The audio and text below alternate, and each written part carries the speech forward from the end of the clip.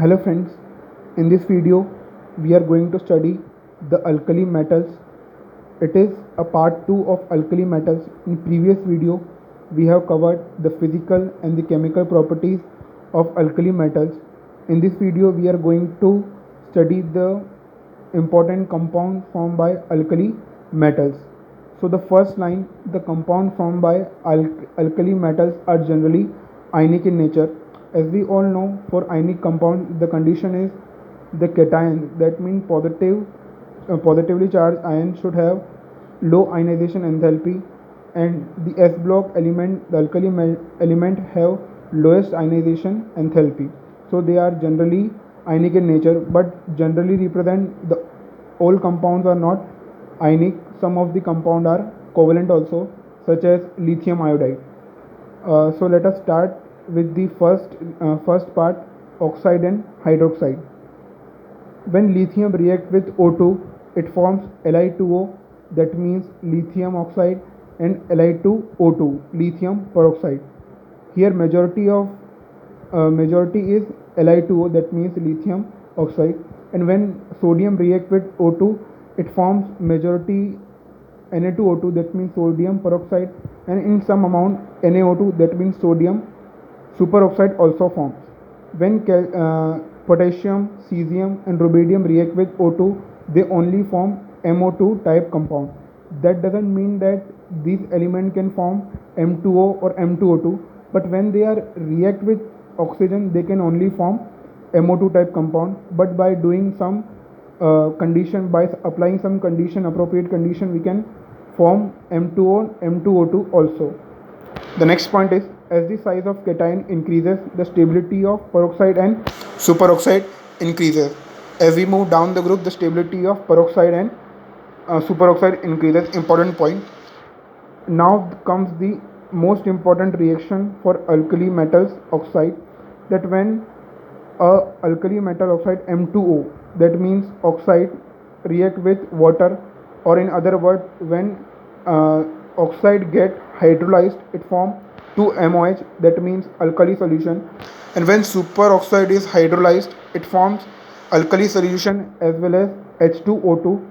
So H2O2 is basically an oxidizing agent, which we will study in hydrogen chapter. And the next reaction is for superoxide. When MO2 react with water, or when it is hydrolyzed, it forms alkali solution, it forms H2O2, hydrogen peroxide, as well as it releases oxygen gas also. So this is most important reaction for alkali metals, you should remember it. And the next point is, oxide and peroxide are colorless when pure. So these the points are very crucial, you should remember it as it is, because they are given in the NCERT book also, so it can directly ask in any of the objective examination. Next thing, the superoxide are yellow or orange in color. So the oxide and peroxide are colorless, and the superoxide are yellow or orange in color. The next point is, alkali metal hydroxide are white crystalline solid. It is important that alkali metal hydroxide are white crystalline solid. And as we all know, the hydroxide formed by alkali metal are highly basic in nature, such as NaOH and KOH are very good base. This important property we all know. So now we move further to the next heading, that is halide. That means when alkali metal react with halogen, then which kind of compounds are formed. So alkali metal halides are high melting, colorless, crystalline solid. This is the physical property, you can say, of halides, that they are high melting point and colorless and crystalline solids. They have negative delta H value. That means when these compound form, they releases energy, and that energy is called delta H value, or heat of reaction or heat of enthalpy. And the next point is, delta H value decreases for fluoride down the group. So if we take an element, let's say lithium, so for lithium fluoride, sodium fluoride, potassium fluoride, rubidium fluoride are formed, and if we talk about their delta H, so it decreases down the group. That means lithium fluoride has highest delta H, and rubidium has the lowest. The next point here, delta H represent how much amount of energy released when this compound are formed. The next point is for other alkali it is just reverse. That means the order is just reverse for the other alkali for the other halogen. That means for chloride, bromide it is just reverse of the previous one. The next point is for given metals delta H value always become less negative from fluoride to chloride. That means if we take an example of, let's say, lithium. So for lithium fluoride has highest delta H value, then lithium chloride, then lithium bromide, and then lithium iodide. That means as we uh, go down the group for halogen compound, the delta H value decreases. Melting point and boiling point of for a metal is fluoride, chloride, bromide, and iodide. That means if we take a example of, let's say, cesium, then cesium fluoride has highest melting and boiling point, then cesium chloride, then cesium bromide, and then last cesium iodide. The next point is lithium. Lithium fluoride is low soluble in water, and the reason is its high lattice enthalpy. So it is very important in objective examination. It can directly ask that what is the reason that lithium fluoride is not soluble. You can easily give the answer that it has high lattice enthalpy. I am including the whole NCERT book, the each and every key points which are written in the NCERT, and the questions can be easily asked from this topic. And at the last, when the whole chapter is being covered, then we will take a session on previous year question, in which we include the 2019 question also and 2020 also, which are asked in January mains. The next point is cesium iodide is low soluble. The reason is low hydration enthalpy. So these are very important point, that lithium fluoride is low soluble, and the reason is high lattice enthalpy, and the cesium iodide is also low insoluble, and the reason is its low hydration enthalpy. So here we complete the 2 points. If we move further, then it is carbonate, the alkali metal carbonate M2O3, and the alkali metal hydrogen carbonate MHCO3. Here M is alkali metal. So stability towards the heat increases down the group. That means as the size of cation increases, the stability of carbonate as well as hydrogen carbonate increases. Very important point. The question is directly come from this data also. And the next point is solubility decreases down the group. That means as the size of cation increases, solubility decreases. And the important point or important note is when lithium carbonate is heat, lithium carbonate do not exist as solid. It readily converts into lithium oxide and carbon dioxide. It is important that lithium carbonate do not exist as solid. The next point, the anomalous property of lithium. As we all know that lithium has different properties than its other group members, and the reason for this different properties are the exceptionally small size of lithium and lithium plus. So as we go down the group, the size of atom increases. So in first group the size are maximum, and for lithium it is minimum in their group. The next point which make the which make lithium different from its other element is its high polarizing power. That lithium has very small size, it has high polarizing power, it attracts the electron cloud towards itself. The next point which make it differ from its other elements are lithium is harder and its melting and boiling point are very high. It is its physical nature, nothing to explain in this. The fourth point is lithium is least reactive but high reducing power. In previous video we have studied that why reducing power of lithium is very high. You can go through it, but I can explain you why. That lithium has very high amount of hydration enthalpy. That is the reason that lithium has very high reducing power, but lithium is at the same time very less reactive also, because the size of lithium is very small.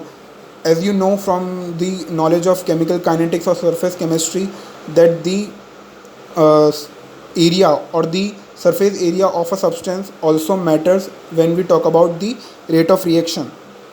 The sixth point is, the fifth point is, lithium chloride exists as lithium chloride LiCl.2S2. That means lithium chloride always remain in hydrated form, and that is why its hydration, and this is the reason, because of its high hydration enthalpy, that it tries to remain with water. And the sixth point is, lithium is the only alkali metal which do not form ethanide when react with ethene. So it is important point to note that lithium is the only element which do not react with ethanide, which do not form ethanide, sorry, when react with ethine. And the further point is, it is very important to note that when lithium nitrate is heated, it forms lithium oxide and releases NO2 gas and oxygen gas. But when the other element, that means the sodium nitrate, heated, it forms NaO2 and releases oxygen gas. When we study p block element, then we got to know that how the properties of NO2 gas make it very important, that when NO2 releases, we can identify the compound that it may be lithium nitrate. And the next point is, when lithium fluoride and lithium oxide are low soluble than other alkali metals, alkali metal fluoride and oxide. So here we complete the anomalous properties of lithium. Now we go to the diagonal relationship with magnesium. In our previous video, we have studied what is diagonal relationship and what is the reason of diagonal relationship. I can explain you in brief that the lithium and magnesium have nearly equal size and nearly equal charge by radius ratio. And here I have mentioned the size also, that lithium have a atomic radius of 152 picometers, and whereas magnesium have a radius of 160 picometer, which is nearly equal, not correct, not exactly equal, but nearly equal. And lithium plus, that means lithium cation, have a size of 76 picometer, and Mg plus 2 magnesium divalent have a size of 72 picometer. So this is the reason why they show similar properties or anomalous properties. Sorry, diagonal relationship, not anomalous properties. And the points are, both are harder than other members.